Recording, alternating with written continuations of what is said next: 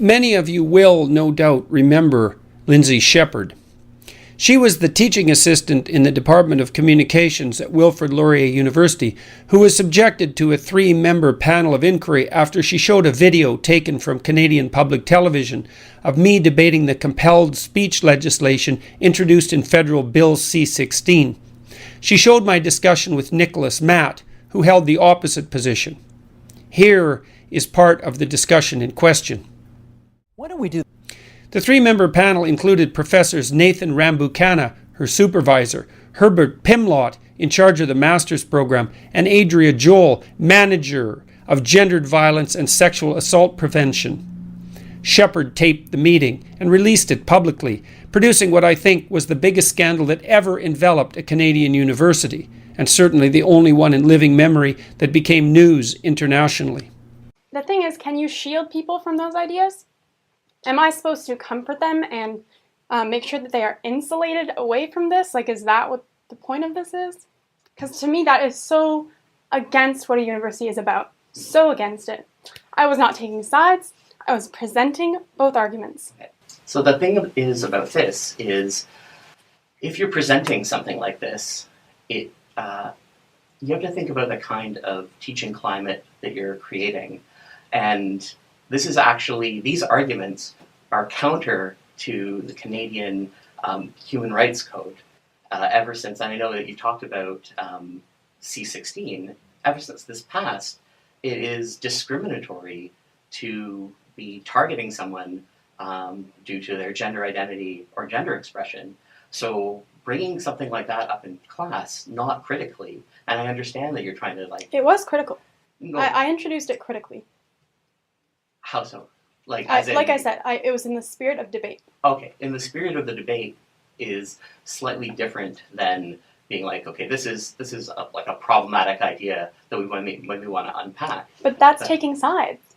Yes. Like, it's taking sides for me to be like, oh, look at this guy. Like, everything that comes out of his mouth is BS, but we're going to watch anyway. Okay. So I understand the position that you're coming from and your positionality. But the reality is that it has created a toxic climate for some of the students. How many? It's great that... Ooh, like how many? Okay. One? May I speak? I have no concept of like how many people complained, like what their complaint was. You haven't showed me the complaint. Yes, I understand that this is upsetting, but there's also confidentiality matters. The number of people is confidential? Yes. Although the university apologized publicly for its treatment of Shepherd, as did Rambukkana, it is not clear at all that the powers that be, so to speak, learned their lesson, and the mistreatment of Shepherd not only continued, but arguably intensified. So, she decided to press her case legally and presented a statement of claim against the 3 and Wilfrid Laurier early in the second week of June. It lists in painful detail the many ways that this situation was mishandled during and after the initial inquisition. I also discussed the situation with Howard Levitt, Shepherd's lawyer. I decided that Wilfrid Laurier had learned very little from its public embarrassment and that Shepherd's claims were valid, justifiable, and necessary, including her statement that her future lack of employability in academia was improbable, to say the least. I've been on hiring committees, and I can tell you that even the slightest whiff of scandal is enough to disqualify a candidate. In consequence, not only did I decide to read and post the entirety of Shepherd's claims, which I will do in a few minutes, I also decided to launch a claim of my own against the same defendants. I thought that 2 lawsuits might make the point better than 1. I'll read some of my claim, too, after Shepherd's, and you can all make up your own minds about the suitability of this course of action. Ontario, Superior Court of Justice. Between Lindsay Shepherd, plaintiff, and Nathan Rambukkana, Adria Joel, Herbert Pimlott, and Wilfrid Laurier University, defendants. Statement of claim. To the defendant, a legal proceeding has been commenced against you by the plaintiff. The claim made against you is set out in the following pages. If you fail to defend this proceeding, judgment may be given against you in your absence and without further notice to you. to Nathan Rambukkana, and to Adria Joel, and to Herbert Pimlott, and to Wilfrid Laurier University. Claim. The plaintiff claims the following against the defendants individually and cumulatively the following: $500,000 for the tort of harassment, $500,000 for the tort of intentional infliction of nervous shock, $500,000 for the tort of negligence, $100,000 for constructive dismissal, aggravated damages in the amount of $500,000, general damages in the amount of $500,000, punitive damages in the amount of $1 million. The plaintiff resides in the town of Waterloo in the province of Ontario. The defendants, Herbert Pimlott and Nathan Rambukkana, are professors at the defendant, Wilfrid Laurier University. Pimlott was the coordinator for the master's program of the university, and Rambukkana, at the relevant time, was the professor for the course which Shepherd was a teaching assistant for. Both had considerable influence over the plaintiff's employment as a teaching assistant and status as a master's student. The defendant, Adria Joel, was, at all relevant times, acting manager of the university's Diversity and Equity Office, in charge of gender violence prevention. The defendant university is a creature of statute, created pursuant to the provisions of the Wilfrid Laurier Act. The university is vicariously liable for all of the conduct of the individual defendants referred to herein, and, at all relevant times, created an environment supporting and facilitating, acquiescing to, and implicitly and sometimes explicitly endorsing that conduct. The constituent statute of the university, the Wilfrid Laurier Act 1973, as amended 2001 and 2016, in providing the fundamental jurisdiction and authority for the university to operate, states as its object in Section 4 that the objects of the university are for the pursuit of learning through scholarship, teaching, and research within a spirit of free enquiry and expression. The university has no other object and no jurisdiction to operate otherwise. The university has no other object and no jurisdiction to operate otherwise.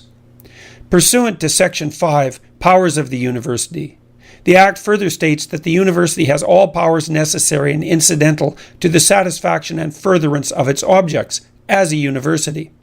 The constituent statute creating and empowering the university provides it with no other power or authority. Shepherd was, at all relevant times, a student in the university master's program, pursuing her master's degree, and employed as a teaching assistant for a course under Rambukkana, and following that, under Professor Judith Nicholson. As a teaching assistant, Shepherd supported a class taught by Professor Rambukkana. She was generally responsible for teaching two groups of approximately 25 students, was assigned topics, and was entitled, pursuant to the policies of the university and of Rambukkana, to devise her own curriculum. Rambukkana was an indifferent mentor who had only met with Shepherd twice about his course, and only then briefly. Ironically, given his complaint against her as delineated below, he provided her with very limited direction as to the content to provide to her students in his classes. The topic for one of her communication classes, held on November 1st, 2017, was grammar. She taught 3 classes that day. Shepherd introduced the topic of the grammatical correctness of gender-neutral language in the evolution of various languages, and, to facilitate discussion on the subject, showed a few-minute extract from a TV Ontario program moderated by Stephen Pakin, consisting of a debate between Professor Jordan Peterson of the University of Toronto's Psychology Department and Nicholas Matt from the University of Toronto's Sexual Diversity Studies program. Peterson and Nicholas Matt were debating compelled gender pronouns. Peterson argued against being required to use these new words, which, he argued, had not developed organically. Matt took an opposing position. Shortly following that class, Rambukkana ordered her to attend a meeting the very next day with himself, Pimlott, the program coordinator for the entire master's program, and Adria Joel, acting director of the Diversity and Equity Office. Both Rambukkana and Pimlott had considerable authority over Shepherd's fate at the university. Apparently, so did Joel. Shepherd had never been called into such a meeting. Indeed, Rambukkana, to that point, had barely acknowledged her existence. At this session, all three lambasted Shepherd, viciously attacking her personally, falsely alleging that there had been a complaint or complaints about her tutorial, and insisting that, in playing the TV Ontario clip, she had been threatening to her students. Rambucana claimed that her showing this TV Ontario clip breached the Charter of Rights and Freedoms and Federal Bill C-16, which does not even govern provincially regulated universities, created an unsafe learning environment, and was illegal. Shepherd was accused of targeting trans folks, even though Shepherd had chosen no side, had up till that point disagreed with what she understood to be Peterson's perspective, and presented the arguments and the debate neutrally.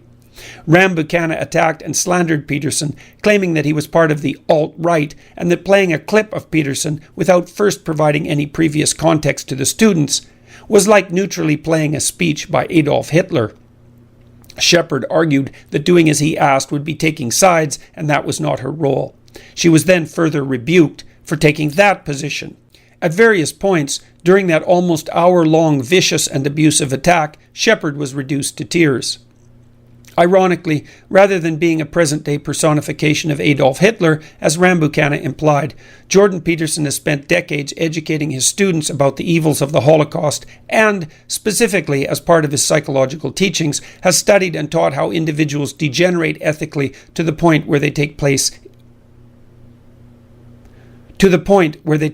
in atrocities. As part of his psychological teachings, he has studied and taught how individuals degenerate ethically to the point where they take part in atrocities. During the meeting, Shepherd was effectively attacked as a protege and supporter of Peterson.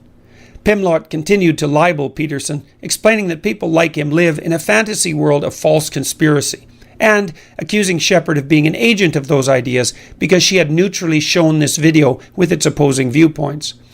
Rambucana falsely but imaginatively claimed that Shepherd herself was targeting people based on their gender identity or gender expression, and in doing so had violated the Federal Human Rights Code of Bill C-16, although Shepherd's conduct was in no way violative of that or any law. Shepherd asked the individual defendants whether her job as a teaching assistant was to shield her students from debate and ideas. Rambucana asserted that it was, and then accused her of targeting students due to their gender expression and identity. When Shepherd pointed out that she had not taken sides in this debate, the three rebuked her for creating a toxic climate. The three refused to advise Shepherd what the complaint was or who complained, claiming that even the number of complaints was confidential. As was subsequently ascertained, there had been no complaint at all. Shepherd protested that she did not understand how her teaching methods constituted any disservice to the university, since the ideas in the video were already part of social currency. Joel responded without any foundation, accusing her of spreading transphobia. Rambucana added to Joel's attack by essentially comparing her actions to white supremacy. Contrary to the allegations of the defendants at this meeting, Shepherd conducted herself at this seminar precisely as her role required and singularly represented the principles of the Wilfrid Laurier University Act. For this, she was viciously attacked by Rambucana, Pimlott, and Joel. They continued to abuse her even after she began sobbing, accusing Shepherd of causing harm to unnamed students. Shepherd apologized for crying during the meeting, pleading, "I am stressed out because to me this is wrong, so wrong," noting that the very spirit of the university is to challenge ideas that you already have, and reminding them that she had not taken any side or position. The meeting concluded with Shepherd being advised, even after she promised to show no further videos of Peterson or anything of the like, that she now had to run all of her seminar notes past Rambucana to obtain specific approval for any future clips of anyone that she intended to show, and that Rambucana might have to sit in on her future classes. She was prohibited from showing any further videos. Finally, they suggested to her that her job might be in jeopardy.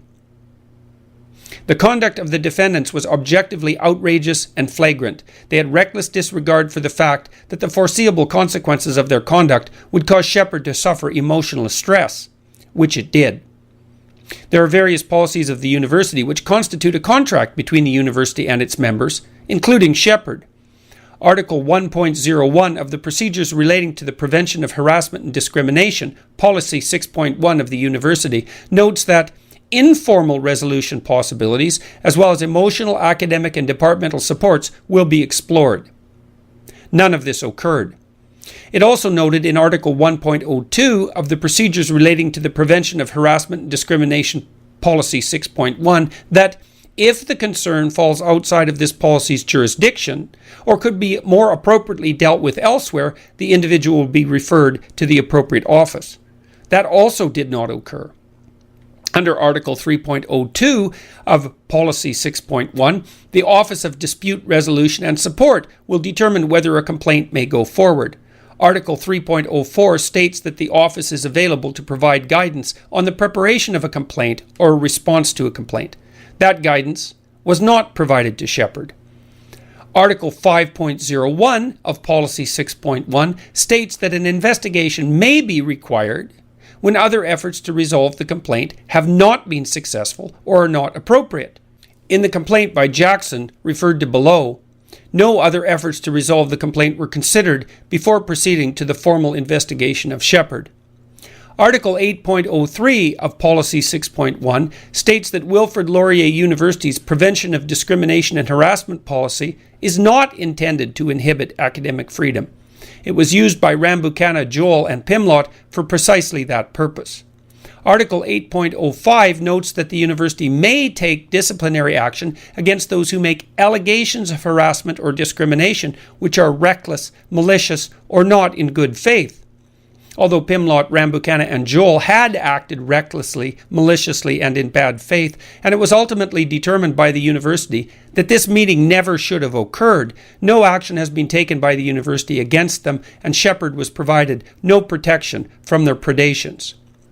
The Prevention of Harassment and Discrimination policy provides in Article 1.02 that each member of the campus community is responsible for helping to create an environment that promotes mutual respect and understanding for the dignity and rights of others. This policy was violated by Rambukkana, Pimlott, and Joel.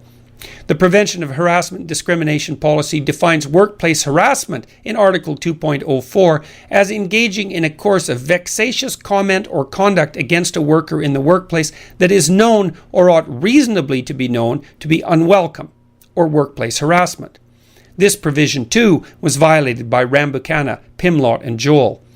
Article 2.07 defines a poisoned environment as where harassing or discriminatory behaviors are severe and or pervasive and cause unreasonable interference with a person's study or work environment. A poisoned environment may be created.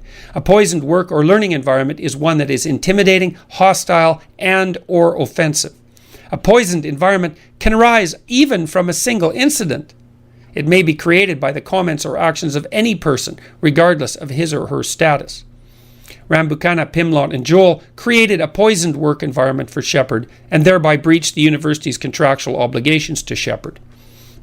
Article 4.04 states that the university will take appropriate steps to fairly investigate and respond to allegations of discrimination and or harassment in accordance with the procedures relating to this policy.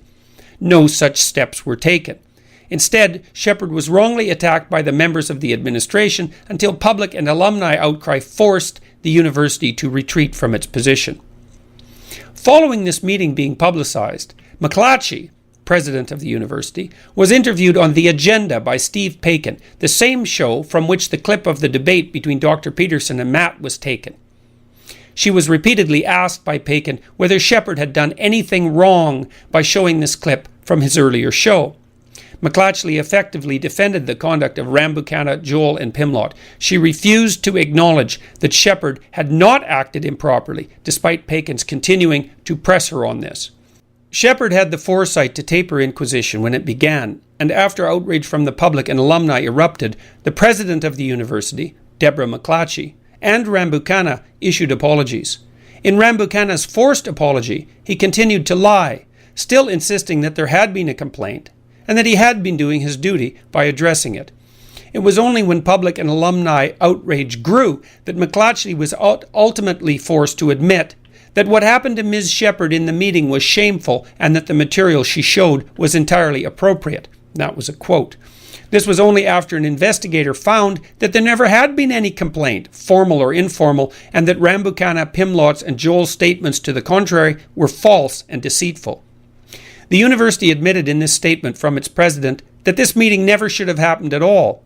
No formal complaint, nor even an informal concern relative to university policy, had been registered as to the screening of the video. The president, only when besieged, acknowledged that these errors in judgment were compounded by the misapplication of the university's policies and procedures, that basic guidelines and best practices on how to appropriately execute the roles and responsibilities of staff and faculty were ignored or not understood, that procedures on how to apply university policies and under what circumstances were not followed, and that the institutional failure allowed this to happen. The president noted that, as there was institutional failure, the responsibility ultimately started and ended with her. She further acknowledged that Ms. Shepherd was targeted with vitriol by members of the university. McClatchy admitted that Shepherd was involved in absolutely no wrongdoing and publicly stated that the university was taking action to ensure that this did not occur again, a claim that was and remains entirely false. Shepherd has never received redress of any kind, nor has she been consulted about the input that this treatment has had on her and her career prospects. Instead, she was subjected to continuing abuse and a toxic climate from the university and its representatives, as described below. In McClatchy's apology on November 21, 2017, she states that, quote, supports were in place to support student involvement in a situation who are targeted with extreme vitriol through the situation, end quote. Yet, she and the university offered Shepherd no such support. In McClatchy claiming to be troubled by the way, quote, everyone, end quote, involved in the situation was targeted with extreme vitriol, she showed the same and equal concern for Shepherd's predators as for Shepherd herself. The president also acknowledged that the rationale for invoking the gender and sexual violence policy did not exist, that it was misapplied, and that this was a significant overreach. Shepherd relies on McClatchy's admissions herein. McClatchy claimed that, quote, Laurier is committed to the abiding principles of freedom of speech and freedom of expression, end quote. Her conduct throughout entirely betrayed that goal. In Rambukkana's disingenuous apology to Shepherd on November 21, 2017, he stated, open quote, while I still cannot discuss the student concerns raised about the tutorial, end quote, but no student concern had even been raised about the tutorial prior to his and his co-defendants' bullying of Shepherd. He acknowledged that his meeting with a panel of 3 people would be an intimidating situation for Shepherd and would not have invited a productive discussion. Rambukkana's apology claimed that he, quote, did not do enough to try to support her, Shepherd, end quote, when he did absolutely nothing at all, but instead attacked her. Following the public outcry, the next time Shepherd met with her students, the chair of the Department of Communications, Peter Urquhart, attended that tutorial and offered Shepherd's students, but not Shepherd, emotional support, suggesting that they would be welcome to go to the campus wellness center. He sat at the back of the room for the entire tutorial, effectively shutting down any discussion on the issue and undermining Shepherd's role in her classroom. Urquhart proceeded, on behalf of the university, to publicly insult Shepherd.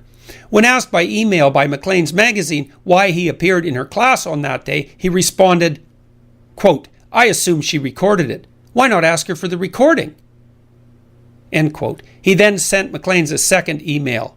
Open quote. Sorry, you're a pro. I should have assumed that you've already heard that particular recording. End quote. Using his position of power and authority over Shepherd to intimidate and embarrass her publicly. Professor Alicia Slawinski, who Shepherd was taking a master's course from, asked in front of the class for Shepherd to put away her laptop, and then said in front of other master students that she gave this instruction because she did not want to be recorded, even when Shepherd assured her that she was not recording the class, further alienating and creating a toxic environment for Shepherd. Following these events, Rambukkana's course ended, and Shepherd was assigned to be the teaching assistant to Professor Judith Nicholson, a professor of communication, who had publicly taken a negative position against Shepherd prior to Shepherd being assigned to her. Before that semester even started, Nicholson had signed an open letter supporting Pimlott and Rambukkana. This made the university assigning Shepherd to her tutelage entirely inappropriate, created a poisoned environment for Shepherd, and made it impossible for her to succeed. Shepherd's apprehensions about Nicholson's lack of objectivity toward her were quickly borne out. On 3 occasions, during their relatively brief dealings, Nicholson, without provocation, harassed and abused Shepherd and deliberately created difficulty for her. From the outset of their meeting, Nicholson told Shepherd that it was her, quote, academic freedom, end quote, and that no one is permitted to make the university look bad, implying that Shepherd had improperly done so. On the second occasion, she sent out a course syllabus with a territorial acknowledgement, i.e. a reference to the Aboriginal tribe which had once been on the land which Wilfrid Laurier was on. Shepherd, considering this irrelevant to the syllabus and a ludicrous act of political correctness and virtue signaling, cut out that part of the note and tweeted it, noting that such acknowledgements were now even on the syllabus of university courses. Nicholson demanded in front of the other teaching assistants that she delete her tweet. When Shepherd protested that all she was tweeting was the university logo with the course name and territorial acknowledgement, Nicholson threatened to take her to the dean if she did not remove it. Nicholson also absurdly claimed that this territorial acknowledgement was her intellectual property.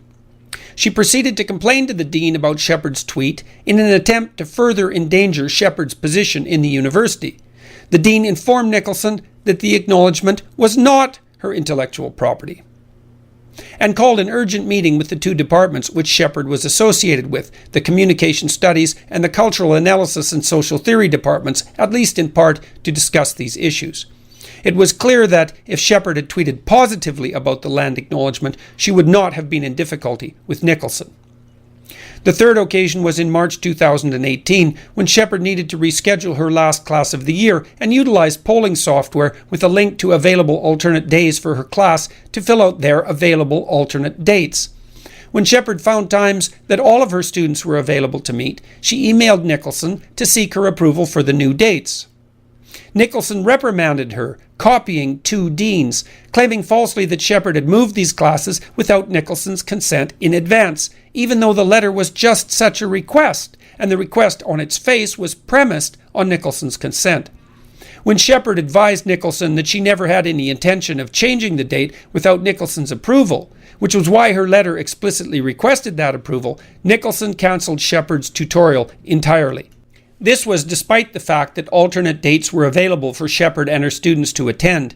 Nicholson instructed Shepherd's students to attend sessions of the other teaching assistants on dates which were largely coincident with dates which Shepherd and her students had arranged. Since this was to have been Shepherd's last class, she never saw her students again. Ethan Jackson, a transgender activist who has attacked Shepherd throughout the events described herein, launched a formal, patently frivolous harassment complaint against her, to which, even after Ms. Shepherd had completed her coursework at the university so she would not see Jackson again, the university responded by proceeding with a formal investigation despite its inherently vexatious, bad faith and frivolous allegations, which, pursuant to the applicable policies, the university should not have proceeded with. Jackson had an online crowdfunding page seeking a sex change operation, which was initially denied because of his mental health issues. Additionally, Jackson was banned from the University of Waterloo campus in 2013 for protesting and deplatforming a member of Parliament who was to give a speech on abortion by dressing up as a giant vulva and yelling. Jackson was invariably hostile to Shepherd. Jackson's allegations against Shepherd were that A. She was on her telephone during one class and purportedly disengaged from participation in that class. B. Ms. Shepherd had made 4 tweets with screenshots from Jackson's controversial social media account. C. Shepherd responded to Jackson walking into the printing room and angrily ordering her to leave the room and cease using the communications department printer, which she required for her communications coursework, by referring to him as petty and pathetic. D. When Shepherd and 2 others were putting up posters for a Laurier Society for Open Inquiry meeting, he claimed that they had followed him and his colleague as they were walking around the halls and that Shepherd's posters had signage which he found offensive, posters which he acknowledges removing from the walls without authorization. The complaint of Jackson was made maliciously after classes were over for the year, at a time when he and Shepherd would not ever be interacting again, since Shepherd is not enrolled in Laurier courses for the following session. Despite Jackson's complaint being inherently self-contradictory and ludicrous, the university not only proceeded to summon Shepherd for an investigation, but threatened her with repercussions if she disclosed Jackson's complaint to anyone.